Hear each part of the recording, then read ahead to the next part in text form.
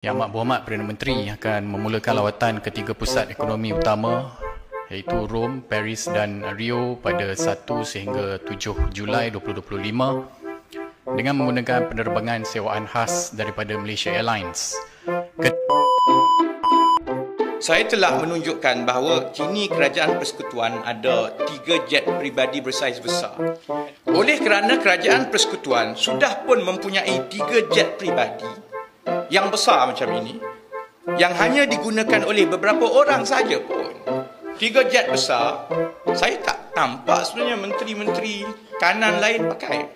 Setakat ini rekod yang saya tengok lah, setakat ini pemahaman saya, dia sama ada digunakan oleh Perdana Menteri ataupun Duli Yang Maha Mulia Seri Paduka Baginda Yang di-Pertuan Agong. Jadi sudah tentu perkara yang paling penting yang saya tanya sekarang ialah apa kewajaran Kerajaan Persekutuan?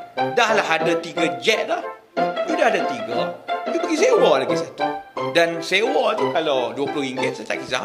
Sewa dia berjuta-juta. Dia nak kata tinggi ke rendah ke tak apalah, sebutlah. Sebab saya tahu memang juta-juta.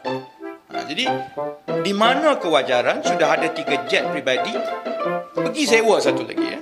Tidakkah boleh sahaja digunakan jet-jet sedia ada untuk penerbangan